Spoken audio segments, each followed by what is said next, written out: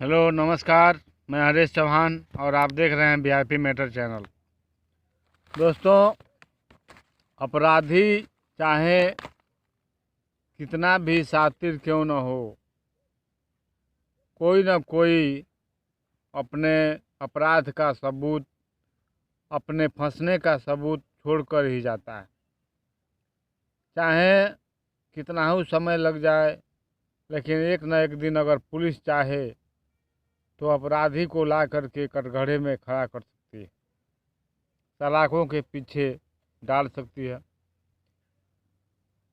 आज की जो घटना मैं आपको बताने जा रहा हूँ, वह घटना एक ऐसे अपराधी की है जो 28 साल तक पुलिस से भागता रहा, लेकिन 28 साल के बाद वह पुलिस की गिरफ्त में आ गया।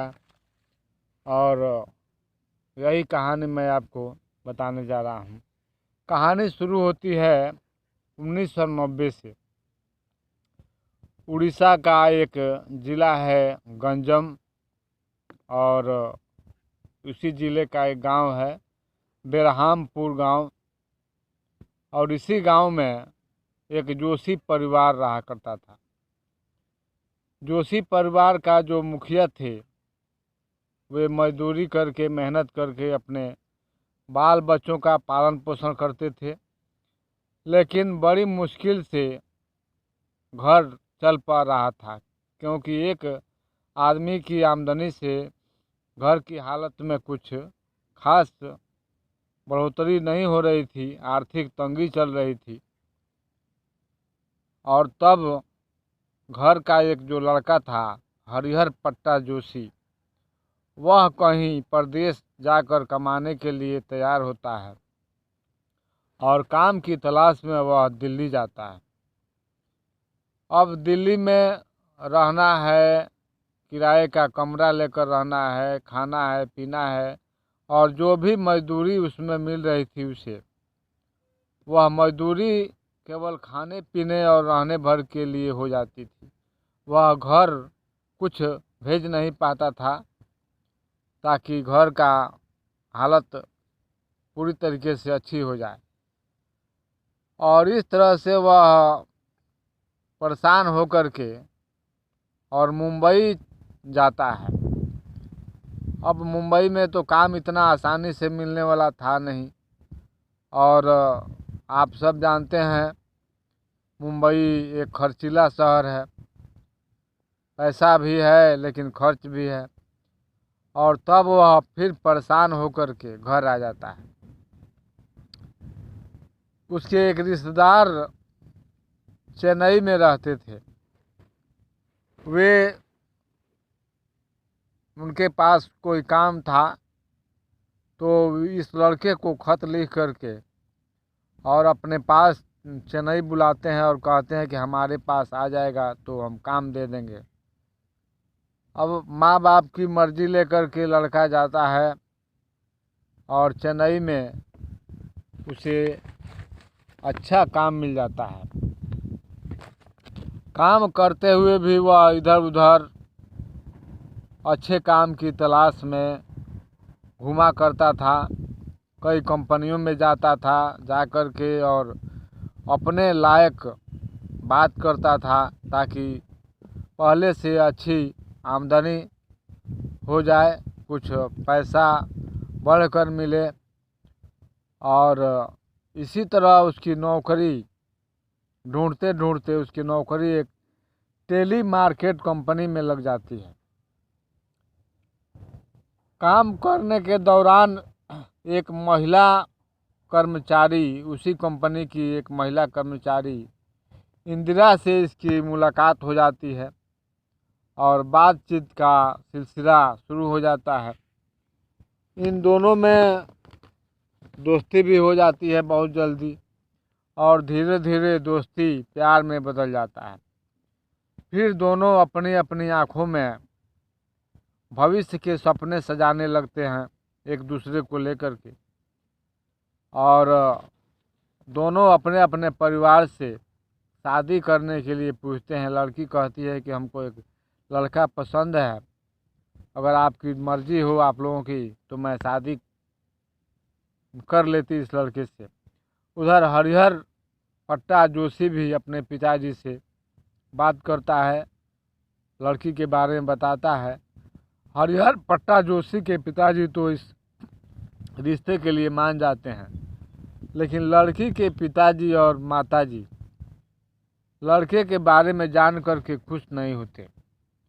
लेकिन इधर जो इश्क का भूत होता है, इंदिरा अपने प्यार को किसी भी कीमत पर खोना नहीं चाहती थी।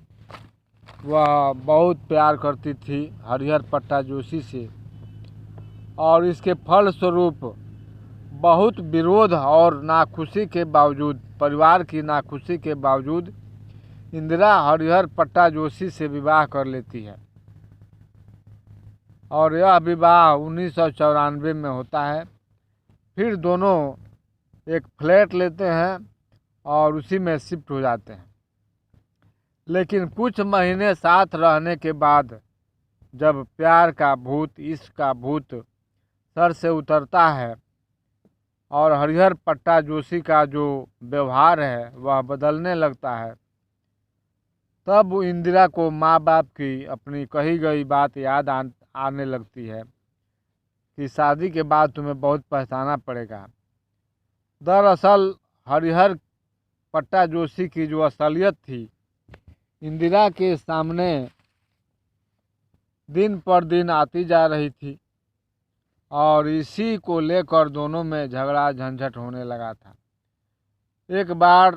एक दो बार हरिहर ने उस पर हाथ भी उठा दिया, जिसे इंदिरा बर्दाश्त नहीं कर पाई, क्योंकि वह खुद कमाती थी, अच्छी आमदनी थी उसकी, और पति के फ्लैट को छोड़ करके, पति को छोड़कर अपने माँ बाप के पास चली जाती है। अब इंदिरा के चले जाने के बाद जो हरिहर पट्टा जोशी था कुछ दिनों के लिए तो शांत रहा, लेकिन पत्नी के साथ बिताए गए पल उसे याद आने लगे थे। पत्नी के सामीप्य के लिए वह बेकरार रहने लगा था।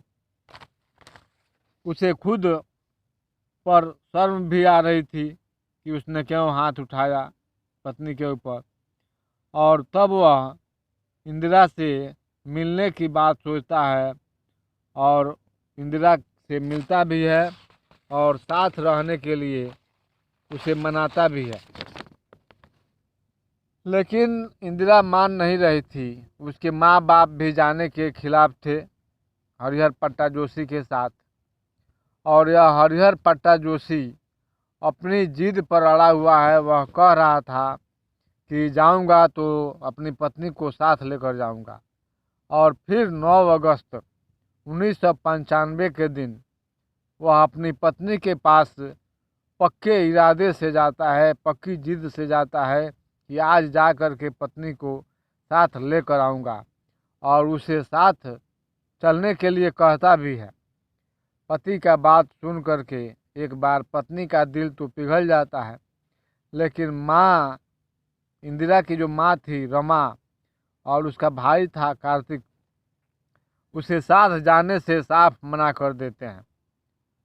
और जब मना कर देते हैं तो हरिहर पट्टा जोशी में और कार्तिक में बहसबाजी शुरू हो जाती है, और उल्टी सीधी बातें दोनों तरफ से शुरू हो जाती हैं। और तब हरिहर पट्टा जोशी को गुस्सा आता है और ससुराल में ही सास और साले के सामने अपनी पत्नी को, इंदिरा को मारने पीटने लगता है।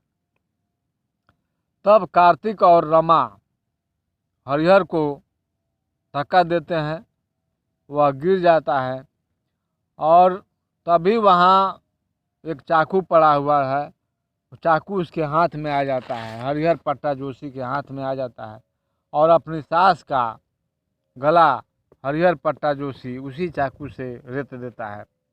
और फिर वह अपने साले कार्तिक और पत्नी इंदिरा पर भी चाकू से वार करता है। रमा चाकू लगने से मर जाती है और वह वहाँ से भागता है और चेन्नई छोड़ कर के भाग जाता है। अब कार्तिक एक नज़दीकी पुलिस स्टेशन जा कर के हरिहर पट्टा जोशी के खिलाफ कत्ल का केस दर्ज करवाता है। लाश को पोस्टमार्टम के लिए भेजकर जो पुलिस है वह हरिहर को खोजने लगती है। फ्लैट की तलाशी ली जाती है। पुलिस के पास अपराधी तक पहुंचने के लिए कोई आइडेंटिटी कार्ड, कोई नंबर, कोई चेहरा या कोई फोटो भी नहीं था। फिर पुलिस उसके कमरे की तलाशी लेनी शुरू करती है। तलाशी के दौरान एक पासपोर्ट साइज काफ़ी पुरानी फ़ोटो मिलती है। यह फ़ोटो हरिहर पट्टा जोशी की ही है, जो जब उसकी उम्र 26 साल थी तब की वह फ़ोटो थी। अब पुलिस वाले उस फ़ोटो को लेकर इंदिरा के पास जाते हैं और तब इंदिरा पहचान जाती है कि हाँ, यह फ़ोटो हरिहर पट्टा जोशी की है। पुलिस के पास अपराधी तक पहुंचने के लिए बस यही एक साधन मात्र था, पुराना फ़ोटो। अब चेन्नई की पुलिस टीम उड़ीसा के लिए रवाना हो जाती है, लेकिन केवल फ़ोटो के बल पर खाली हाथ लौट आती है। थक हार कर अब कार्तिक जो था हरिहर पट्टा जोशी का साला कोर्ट के पास जाता है। कोर्ट का आदेश होता है कि खूनी को खोजा जाए। अब कोर्ट का आदेश का पालन करने के लिए पुलिस की 3 टीम फिर उड़ीसा जाती है, लेकिन अब की बार भी कुछ हाथ नहीं लगता और पुलिस वाले कोर्ट में कह देते हैं कि हरिहर भाग गया है। कोर्ट हरिहर पट्टा जोशी को भगोड़ा करार दे देती है और 2023 में 28 साल बाद संजोग से उसी संबंधित थाने में फाइनल ऑडिट कराई जाती है, जिसमें पुरानी फाइलों को खोला जाता है जो अभी तक सॉल्व नहीं हुए रहते हैं केस। उन केसों को देखा जाता है, वो अनसुलझे मामलों को सामने लाया जाता है। और उसका दुर्भाग्य था हरिहर पट्टा जोशी का कि उन्हीं पुरानी फाइलों में एक फाइल उसकी भी थी। बड़े अधिकारियों द्वारा यह निर्णय लिया जाता है कि इस भगोड़े को फिर खोजा जाए और दिसंबर 2023 में चेन्नई की पुलिस एक बार फिर उड़ीसा आती है। फिर पुलिस उस फोटो को लोगों को दिखाती है। जब आधार कार्ड के माध्यम से इस नाम को पुलिस खंगालती है तो हरिहर पट्टा जोशी का नाम और घर का एड्रेस भी मिल जाता है। फिर उड़ीसा की लोकल पुलिस गंजम जिला के बहरामपुर गांव में जाकर हरिहर पट्टा जोशी के घर तक पहुंच जाती है। हरिहर पट्टा जोशी को पुलिस ने गिरफ्तार कर लिया है। यह 26 दिसंबर 2023 की बात है और चेन्नई से मर्डर के बाद भागने के बाद हरिहर उड़ीसा आकर उसने शादी किया था और बड़े मज़े से अपने परिवार के साथ ज़िंदगी गुजार रहा था। लेकिन पुलिस के हाथ वह लग गया है। अब उस पर मुकदमा चलेगा और कोर्ट जो भी सज़ा दे उसे भुगतना पड़ेगा। धन्यवाद। फिर मिलेंगे हम अगले वीडियो में। हमारे चैनल को ज़रूर सब्सक्राइब कीजिएगा। वीडियो को लाइक और सब्सक्राइब करना मत भूलिएगा। धन्यवाद।